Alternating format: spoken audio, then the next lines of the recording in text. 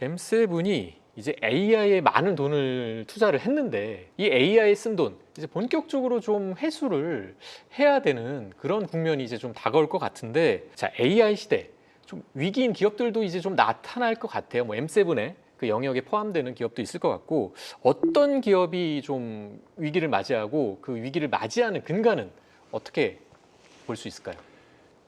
저희 회사 같은 경우도 제가 창업을 한 지가 25년이 됐습니다. AI만 했었고요. 그러니까 AI가 거의 이름도 몰랐던 시기에 관련된 걸 사업을 시작을 해서 2020년에 대한민국에서 최초로 상장한 기업이 됐죠. 네. 근데 상장하기 전까지 제가 20년 동안에 딱 한 해 적자를 냈고 늘 이익을 냈거든요. 근데 상장을 하고 나서 3년 연속으로 이래선 안 되겠다 그래서 막대한 투자를 하고 적자를 저희는 감수를 했어요. 그리고 작년에 흑자 전환을 네네. 했고 올해도 마찬가지로 이제 흑자로 전환이 돼서 매출이 빠르게 오르고 있거든요. 이게 저희 회사뿐만 아니라 대부분 AI 회사한테 올해하고 내년까지도 흑자 전환을 못 한다고 했을 때 막대한 비용을 그 후후년까지 투자할 수 있을까 하는 대단히 큰 도전을 받을 것 같아요. 예를 들면 오픈 AI도 지금 시리즈 거의 EF까지 갈 정도로 아직도 펀드레이징을 해요. 그러니까 그 얘기는 제 기억이 정확하다면 작년도에 2조 몇천억 그 매출을 냈는데 적자가 7조가 넘었던 것 같거든요. 이게 정확한 숫자는 아닙니다. 적자가 누적이 되고 있어요. 그리고 그것 때문에 또 마이크로소프트하고 갈등인 게 있고요. 그래서 특정 업체를 제가 찝을 수도 있겠습니다만은 현재 주의 깊게 보셔야 되는 것들은 과연 그거를 모네타이즈해서 전환을 해야지 되는 시기가 언제냐. 아마 지금 압력이 받아지는 거는 올해부터 해서 내년까지는 그 드라마틱하게 전환이 되기를 요구가 될 것 같아요. 근데 내년까지 만약에 해내기 힘든 기업들이 있다라고 한다면은 아마 굉장히 큰 다운사이징을 하거나 변화를 맞이할 가능성이 굉장히 크다고 봅니다. 네. 그런 회사들은 오픈 AI뿐만 아니라 아까 말씀드렸던 클로우드, 퍼플렉시티를 포함한 많은 기업들에게 도전이 있을 거예요. 거기에다가 또 하나 이제 또 주의 깊게 봐야지 되는 기업들은 그러니까 옥석가리가 시작이 되면서 이 반도체 부분에 저희가 초기에는 AI 하면은 엔비디아하고 엔비디아 하면 반도체니까 AI 반도체에 투자해야 된다고 해서 묻지마 투자식으로 AI 반도체에 막대하게 들어간 게 있습니다. 그런데 대부분은 NPU나 LPU 회사들인데요. 이 회사들도 올해 중으로 양산을 제대로 해내지 못하면, 그리고 그게 엔비디아하고 경쟁력을 갖지 못하면 내후년도에는 살아남기 어려울 것 같아요. 그래서 전체 스택으로 보면은 AI 반도체 중에 신규 투자가 됐던 것부터 심지어는 M7하고 같이 협력을 하고 있는 AI 중심 회사들조차도 2년 내에 흑자 전환까지는 못해도 드라마틱하게 적자를 줄이는 행동을 하지 않으면은 그러면 생존하기 어려울 거라고 봐져요. 그러면 어떻게 시장이 바뀔까? 아마 올해 하반기부터 해서 내년도에는 거의 M7 이야 자기가 돈 버는 캐시카우가 있는 회사들이잖아요. 네네. 근데 그 회사하고 같이 협력을 하고 있는 아까 말씀드린 오픈 AI, 퍼플렉시티, 뭐 그다음에 클로드를 만들고 있는 엔트로픽 같은 데들은 그 빠르게 모네타이즈 하려고 할 거예요. 그러면 여태까지 무료 서비스 했던 거 가격 막 올릴 가능성도 있고요. 그러면서 또 더 경쟁은 치열해질 가능성은 있는 거죠. 그래서 결국은 한마디로 저한테 질문한다면 2년 내에 돈 버는 수익 모델을 만들 수 있냐 없냐가 완전히 그 황천길과 천국의 갈림길로 늘 가능성이 큽니다. 그렇군요. 올해 그리고 내년 안에 뭔가 제대로 된 수익화를 도모하지 못한다면 그런 기업들은 사실 R&D 비용, 이 투자 비용을 집행하는 거에서도 뭔가 좀 다운사이징 되게 될 거고, 그렇다면 전체 시장에서의 경쟁력은 더욱더 낮아지는 그런 안 좋은 상황이 펼쳐질 수 있을 것 같은데, 자, 이 AI가 대세인 이 시대에도 좀 시장에서 도태될 만한 기업들이 있을 것 같고, 거기에는 뭔가 중요한 포인트가 있을 것 같은데 우리 노피 비님 어떻게 보시나요? 저는 좀 질문을 바꿔서 AI 시대에 투자를 지양해야 하는 주식은 이렇게 좀 바꾸도록 했습니다.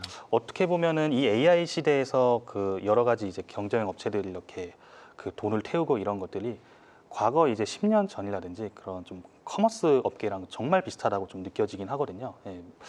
예를 들어 우리나라도 지금 쿠팡과 이제 네이버가 이제 그 이렇게 있었지만 수많은 뭐 예를 들어 뭐 11번가도 있었고 뭐 네. 티몬도 있었고 여러 가지 있었지 않습니까? 정말 뭐 춘추 전국시대처럼 돈을 태우기를 약간 조금 꺼리는 회사, 좀 어설픈 2등 AI 업계에 도전하는데도 그 약간 좀 태우기를 좀 주저하는 그런 회사들은 좀 지양을 해야 될 것 같다는 생각은 들고요. 그리고 AI 시대다 하더라도 뭐 식품 회사도 있고 뭐 유통 회사도 있고 여러 가지 AI와 좀 상관없는 그런 좀 업황 비즈니스를 하고 있는 기업들이 있지 않습니까? 그런데도 AI 시대에서는 좀 인건비가 많이 들거나 고정비가 많이 들고 무형 자산이 적고 유형 자산에 크게 의존하고 노동 구조가 경직되고 그 연령 구조가 역피라미드 형태이고 AI에 친숙한 젊은 고숙련 인력들이 부족한 회사 그리고 자체적인 경쟁 우위 없이 해자를 오로지 그냥 국내 규제에만 의존하는 회사, 예, 그 저성장 국가인 우리나라에서 해외 수출이 안 일어나는 회사, 예, 그런 주식들은 AI 시대에서 도태되기 좀 쉬울 것 같습니다. 결국에 이런 것들이 후천적으로 보여지는 지표가 이제 재무제표로 나오는 거잖아요. 그래서 뭐 ROE라든지 영업이익률 그리고 매출액 성장률 이런 것들이 낮은 주식 좀 피해야 된다고 생각합니다. 그렇군요. 일단 돈을 제대로 못 벌고 또 돈을 못 벌기 때문에 제대로 된 또 R&D 투자를 할 수 없는 예. 또 자기네들만의 독점적인 어떤 경쟁력, 이 해자를 가지지 못한 예. 그런 기업들, 이런 종목들에 대해서는 좀 지양을 해야 된다. 이런 말씀이신 것 같습니다. 예, 최근에 그리고 미국에서 그 크고 아름다운 법안이라고 나온 게 있는데 그 법안이 굉장히 무서운 것 중에 하나가 그 캐펙스라든지 R&D 투자를 할 때 감가상각이라든지 R&D 비용을 처리할 때 첫 해 그냥 한꺼번에 처리를 해서 그 환급받을 수 있게 해줬어요. 그러면은 기업 입장에서 조금 대규모 투자를 조금 더 그 빠르게 하게 되는 약간 동기부여가 되긴 하거든요. 현금 흐름이 조금 개선되는 효과도 있고 미국이 그런 법안에서도 좀 치고 나가는 게 아닌가 그렇게 부스터를 굉장히 치는 느낌이 들고 있긴 합니다. 사실 뭐 빅테크가 누리고 있는 이런 그 생산성 향상이라든가 이런 수요는 계속해서 이제 증가를 할 것 같습니다. 지금 AI 시장이 이렇게 빠른 속도로 이 시장이 좀 커지고 또 대중들에게도 안착될 거라고 좀 예상을 하셨을지 좀 궁금하기도 하고 지금 AI가 주도하는 시장 이제 승패를 가를 수 있는 핵심 요인 어떤 부분이라고 좀 생각을 하시는지도 궁금한데요. 그 뭔가 큰 변곡점이 있고 시장에 기회가 있었을 때 아까 말씀하신 것처럼 그때그때마다 굉장히 훌륭한 기업들이 빠르게 도태되는 걸 봐요. 우리 예를 들면 닷컴 버블이 불었을 때만 하더라도 모든 대기업들이 닷컴 회사를 가지고 있었습니다. 뭐 기억은 안 나시겠지만 삼성은 유니텔, 뭐 LG는 채널I, KT는 뭐 천리안 다 망했죠. 그리고 스마트폰 나올 무렵에 있었던 전 세계 1등 휴대폰 회사 노키아, 2등 모토로라 다 망했습니다. 5년도 안 걸리는 사이에 다 쪼개져서 M&A 되고 팔려나갔죠. 같은 상황이라고 생각을 해요. 그러면 그 당시에 무슨 차이가 있었냐? 그럼 첫 번째 기술을 단순히 생산성 향상에 도움으로 생각했던 곳과 새로운 업이자 완전 새로운 비즈니스 모델이 창출될 수 있는 것으로 생각했던 것이 극단적으로 나눠진 거죠. 아마존이나 구글이나 네이버 같은 경우는 존재하지 않았던 돈 버는 방식, 비즈니스 모델을 가져온 거예요. 광고를 키워드 광고를 한다든지 온라인 쇼핑몰을 한다든지. 그다음에 구글하고 뭐 애플 같은 경우는 앱스토어를 만들어서 30%씩을 다 떼가는 거죠. 그 플랫폼 위에서. 그리고 그 위에서 쉐어드 이코노미 같은 것들이 생겨난 거고요. 그러니까 정리를 해보면 결국은 그 핵심 뭐냐, 뭘로 가려질 거냐 하는 거는 AI 시대에서는 AI 시대에 맞는 완전히 새로운 비즈니스 모델이 전 나올 거라고 봐요. 그게 2, 3년 안에. 예를 들자면 제가 얼마 전에 한 100명 있는 데서 주말에 강연을 했는데 젊은 분들이었어요. 한 30대 전후, 나이 많으신 분이 40대였고 그래서 제가 최근 한 달 동안에 이마트 가서 직접 장 본 분 손 들어보세요. 100명 중에 1명 손 들더라고요. 쿠팡이나 온라인몰에서 지난 한 달 동안에 뭐 구매하신 분 100% 다 드시더라고요. 그게 얼마 만에 이루어진 거죠? 5, 6년 만에 변화가 생긴 거잖아요.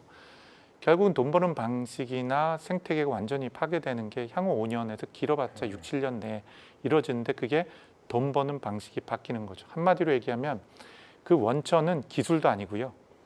그 원천은 아까 말씀하셨는데 자산도 아니고 그 기술로 생산성을 올리는 게 아니라 그 기술로 돈 버는 새로운 방식을 만들어낸 곳이 새로운 방식으로 돈 버는 방식. 예를 들면은 언론사들이나 특히 신문사가 왜 힘들어졌어요? 네이버가 와서 네이버가 언론사를 좌지우지했고 거기에는 검색 기술을 쓰지만 네이버는 검색을 서비스로 하지만 검색으로 돈 벌지 않아요. 광고로 돈을 버는 거죠. 예를 들면 이렇게 기술이 아니라 비즈니스 모델로 돈 버는 방식에 집중해서 성과를 나는 회사는 살아남고 급격하게 성장을 하겠죠. 네네. 저희 회사도 그런 고민을 하고 있고요. 그래서 그게 본질적으로 성장하는 회사와 그렇지 않은 회사를 나누게 되리라고 생각을 합니다. 네.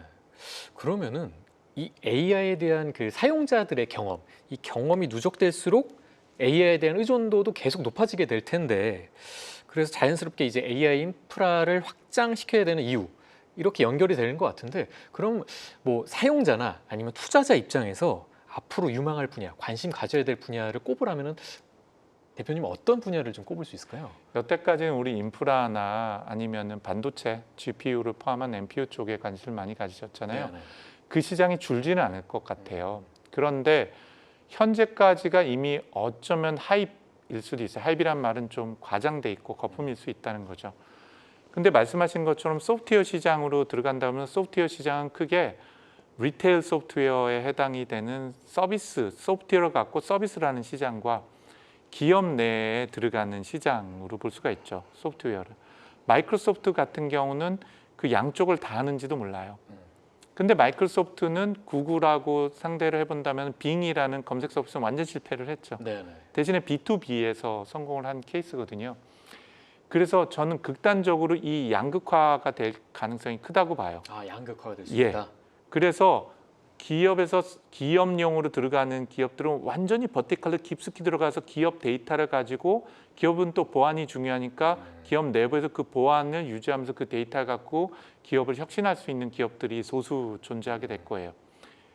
그 반면에 극단적인 서비스 쪽 가는 거는 그거는 아까 말씀드린 것처럼 NPU도 상관없어요. 그 사람도 GPU를 뭘 쓰든지 상관없고 심지어는 그 기업들은 많은 기업들이 LLM도 자체 안 만들어요. 제일 좋은 LLM은 그냥 그때그때 나오면 제일 좋은 걸 섞어서 쓰는 거예요. 네네. 그럼 그 친구들은 어디에만 집중하냐면 최고의 서비스 경험에만 집중을 해요. 이런 기업들이 있습니다. 전 세계적으로.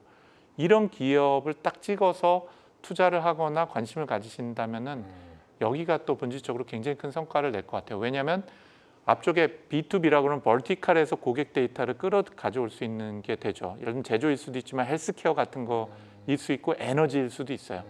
그 시장이 극단적으로 하나라면 정반대는 누구라도 사용할 수 있는 서비스. 지금으로 보면 제2의 네이버나 카카오 같은 기업이 AI 네이티브 AI 기업으로 이제 나올 가능성이 크거든요.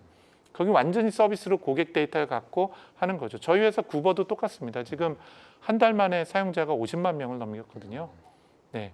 그리고 MAU가 거의 15만 명 이렇게 한 달 만에 갔는데 그러면 저희가 하는 것도 거기로부터 고객 데이터를 얻고 세상에서 그 고객이 뭘 원하는지 그리고 그걸 AI 에이전트로 적용하면서 시장을 깊숙이 들어가고 싶은 욕심에서 시작된 거죠. 아, 네. 그렇군요. 고객들에게 유연한 어떤 서비스를 굉장히 자유도를 높이면서 제공할 수 있는 업체, 그런 업체들이 또 부각이 될 그런 가능성이 굉장히 높겠네요. 소프트웨어 기업 다음으로는 서비스 기업이 또 뜨겠죠. 알겠습니다. 피비님, 그러면 AI가 주도하는 시장, 예. 우리 대표님 말씀도 들어봤는데 네. 승패를 좌우할 만한 핵심 무엇라고 보시는 건가요? 일단 뭐 지금은 어떻게 보면은 좀 과도기인 것 같습니다. 그 대규모로 데이터 센터 투자 들어가고 뭐 GPU 뭐 이런 투자들이 들어가는데 이걸 가지고 어떻게 뭐 킬러 앱 컨텐츠를 만드는지 그런 소프트웨어가 이제 좀 이제 주목을 받을 수 있는 그 예를 들어 그 제가 21년도, 22년도에도 여러 가지 사스 기업들이 굉장히 그 못 들어본 기업들이 막 다 IPO 하고 맞아요. 예 맞아 뭐 급부상했었죠. 예, 급부상한 그 시기가 또 올 것 같습니다. 그 여러 가지 기업들이 있어요. 뭐 예를 들어 사실 이 분야에서 조금 대장주를 하면 뭐 세일즈포스라든지 예, 그런 기업들이 있지 않습니까? 뭐 또 스케일 떠오르는 게 뭐 지스케일러 네네. 뭐 그런 것들이 있는데 예, 그런 좀 소프트웨어 업체 그 사스 기업들이 어떻게 좀 AI 기술을 잘 활용할 수 있는지 그리고 사실 온라인 커머스 쇼핑에서도 이 AI 기술로 인해서 기존의 MD라든지 아니면 뭐 물류라든지 이런 거에서 어떻게 그 효과적으로 마케팅을 좀 잘 집행하고 그리고 물류 절감하고 이런 걸로 좀 적용을 할 수 있지 않겠습니까? 지역마다 커머스는 어느 정도 좀 승자가 지금은 결정되었긴 하지만 이번 그 AI 투자를 뭐 예를 들어 뭐 동남아에서는 C 리미티드가 있을 수도 있겠고요. 그리고 그 한국에는 쿠팡 그리고 뭐 영미권에서는 뭐 아마존 이렇게 뭐 메르카도 리브레가 남미 쪽에 있고 여러 가지 있지 않습니까? 그래서 이런 기업들이 또 후발주자들과 격차를 어떻게 벌릴 수 있을지 아하. 그런 것도 좀 주목해 보면 좋을 것 같습니다. 그럼 뭐 쇼핑이라든가 예. 이커머스 이런 그렇죠. 카테고리에서 예. 어떤 새로운 경험, 자유도를 높이면서 소비자들에게 다가갈 수 있는 기업들 예. 그런 기업들이 좀 유명하다고 볼 수도 있겠네요. 우리 지금까지는 뭐 기업 얘기도 나눠봤고 예. 또 AI 분야에서도 좀 경쟁력 있는 카테고리 네. 이런 부분들에 대해서 좀 집중적으로 이야기를 나눠봤는데 구체적으로 우리 투자자 여러분들이 예. 좀 접근하기에 좋은 상품 이런 것도 있을 것 같아요. 지금 시기에 어떤 상품이 AI 관련해서 투자자분들이 접근하면 좋다고 보시나요? 네. 사실 가장 좋은 거는 그냥 1등 하고 있으면 계속 1등 하겠죠. 그래서 그냥 M7이나 이런 뭐 아마존이나 마이크로소프트나 구글 같은 거 계속 장기 투자하고 있으면은 와, 승률이 진짜 좋아요. 그렇지만 단점 있죠. 지루하다. 네. 지루하다. 예, 그래서 그런 분들을 위해서 적당히 이제 좀 타협을 하면서 M7은 지루하지만 그렇다고 내가 정말 개별 중소형주를 공격적으로 좀 비중 있게 투자하고 싶지는 않다. 조금 제2의 뭐 그런 걸 발굴하고 싶다. 그렇지만 너무 집중 투자는 못하겠다 하신 분들은 ETF를 활용하시면 좋죠. ETF. 예, 첫 번째로는 티커로 말씀드리겠습니다. 네. GRNY라고 있어요. GRNY. 예, GRNY. 사실 여기 시청자분들이 수준이 높으실 것으로 생각을 하고 못 들어본 ETF 위주로 말씀드립니다. 너무 좋습니다. 예, 그렇죠. 예. 그래서 이거는 그 텀리라고 펀드 스트랩에 하시는 분이 이제 자체 리서치에 기반해서 액티브 ETF입니다. 어떻게 보면은 미국 주식시장을 주도할 테마를 좀 선정을 하고 30-40개의 종목을 담으세요. 안정적이지만 좀 고성장 IT 그렇죠. 산업에 집중적으로 투자를 하는 예, 예. 그런 ETF라고 보면 되겠네요. 그래서 앞서 말씀드렸던 그 내용을 전반적으로 이제 갖고 가면서 투자 포트폴리오를 세우면 될 것 같은데 뭐 추가적으로 또 말씀하실 부분이 있을까요? 커머스 쪽 보면 좋을 것 같습니다. 커머스 예. 쪽. 특히 뭐 쇼피파이라든지 그 쇼피파이 쪽에서 약간 좀 촉발된 느낌이 있지 않습니까? AI의 기술 발달로 인해서 내가 정말 이 기업에서 꼭 일해야만 하는 그런 이유를 그 만들어내야 되는 그 대표적인 기업이잖아요. 그러니까 AI가 자신을 대체하지 않을 이유를 설명해라. 이렇게 적극적으로 먼저 사내 근로자들에게 요구한 기업이 쇼피파이인데요. 네네. 제가 예전에 멋 모를 때 막 쇼피파이 카페24랑 비슷하긴 하거든요. 뭐 또 차이는 있긴 하지만 그걸로 뭐 쇼핑몰도 만들어보고 뭐 네. 그런 느낌으로 해서 했는데 정말 어떻게 보면은 그 예전에 뭐 상담원이라든지 뭐 챗봇이라든지 이런 게 해서 어떻게 쇼핑몰을 만들어야 되고 이 기능을 어디다 붙여야 되고 이런 것들이 사실은 실제 상담원들이 이제 도와줬다면 이제는 그냥 챗봇이 너무나도 고도하기 때문에 그런 사람들이 필요가 없어진 거잖아요. 네. 예. 그런 커머스 기업들, 그러니까 가뜩이나 비용을 안 쓰고 정말 현금 흐름을 이제 걷어가고 있는 기업들인데 여기서 또 인건비도 이제 절약할 수 있는 그런 섹터가 커머스 기업. 커머스 기업. 예, 예. 아까 우리 PB님께서 말씀하신 것처럼 예. 매출액 성장률도 잘 나오고 예. 또 영업 마진 이익률도 나쁘지 않으면서 예. 또 ROE가 낮은 주식 이런 주식들은 좀 관심을 이제 끊어야 되는데 예. 이제 그것과 반대되는 급부에 있는 그런 예. 기업들이 커머스 관련된 그런 섹터에 속해 있는 기업들일 수 있겠네요. 그렇긴 하죠. 사실은 그 커머스 기업들이 이게 매출액 성장률은 굉장히 높은데 네. ROE는 괜찮은 기업들이 좀 있는데 영업이익률은 좀 낮아요. 그런데 어떻게 보면 그 커머스 쪽은 영업이익률은 그냥 안 봐도 될 것 같다는 느낌이 드는 게 왜냐하면은 영업이익률이 낮다는 것 자체가 진입장벽으로 작용합니다. 아하. 예, 왜냐하면은 아니 1등 기업이 영업이익률이 5%가 안 나와. 그런데 내가 뭐 후발주자에 들어가는데 저 기업보다는 훨씬 더 마진이 낮겠지 하면서 그 포기하게 되는 요인이 되긴 하거든요. 그게 잘했던 거 아마존, 네, 그렇죠. 뭐 코스트코, 뭐 코스트코는 뭐 이커머스는 아니지만, 네, 그런 유통 어쨌든 그런 뭐 매출액 성장률이라든지 ROE라든지 그런 거가 높은 섹터긴 합니다. 그 1등 업체들만 보면 네.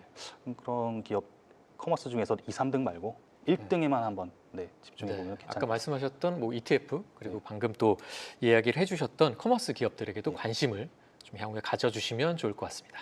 오늘 솔트룩스 이경일 대표 또 NH투자증권 노용래 PB 두 분과 함께 AI 홍수 속에서 살아남을 수 있는 기업들에 대해서 탈탈 털어봤습니다.